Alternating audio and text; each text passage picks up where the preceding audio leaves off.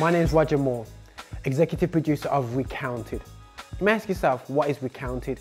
Recounted is us recording old songs from back in the day in the gospel scene. Also, at the same time, the old hymnals, choruses, remixing it up. We're recounting the influence of the gospel music scene here in the UK. From the 50s, the 60s, the 70s, the 80s, the 90s, even the 2000s, and its impact on the UK music industry, this multi-million, billion-dollar industry. In our churches it was 1, 2, 3, 4.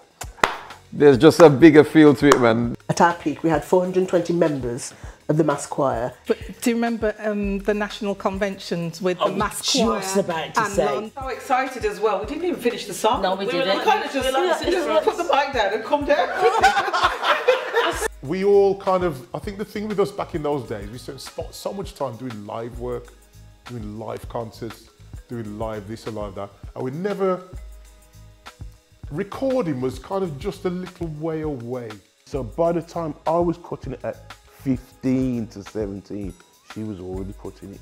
The guys that you hear doing soul music, I didn't even understand at the time that they were from church. So I remember one Sunday where some of the elders were upset because they could hear Billie Jean. When we participated in those non-church activities, the churches were brought together in those spaces, but we did not voluntarily bring ourselves together. And in fact, such were the sometimes hostility and competition between churches that you were forbidden to go to another church, even to worship.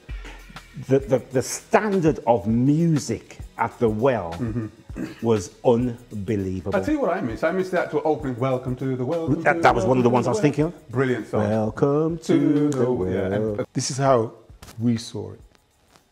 But sadly, the church saw us as taking gospel music out of church. But Hutchinson and Gale, those guys deserve those mobiles. Those guys deserve more than mobiles.